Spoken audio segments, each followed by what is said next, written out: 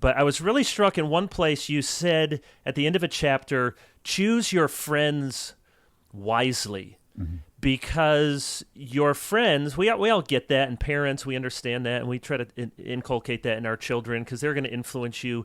But you also say not only are friends going to, hopefully support you, and you just gave a good illustration of that, but they define for you what seems normal, what gets celebrated, what gets honored.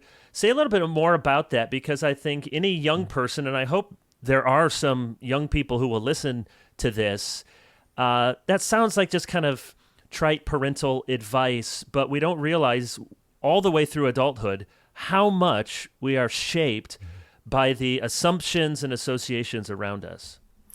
Yeah, so there's a guy, Nicholas Christakis at Yale, has done some work on divorce and social networks. And what he finds is if your friend gets divorced, if your sister gets divorced, your odds of divorce go way up. Mm-hmm. But if they don't, they're pretty low, right? And the point there is that everyone has problems in their marriage and their life, right? And so it's sort of like, what do you do with that, right? And if you see your best friend in the face of kind of normal difficulties over work and family, or friendships, or differences in temperament, whatever it might be, in a marriage and family, if in the face of those ordinary challenges your friend gets divorced, you're going to think about divorce when those challenges hit your marriage, right? Mm-hmm. By contrast, if your friend or your sister navigates these inevitable challenges and gets through them, realizes look, we can handle this, we can deal with this, then when you hit those tough spots in your marriage, you're more likely to get through those difficult chapters without ending up in divorce court.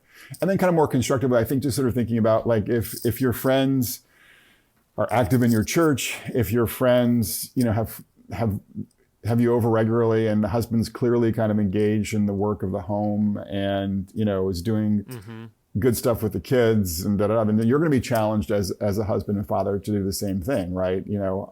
Raise your game, right?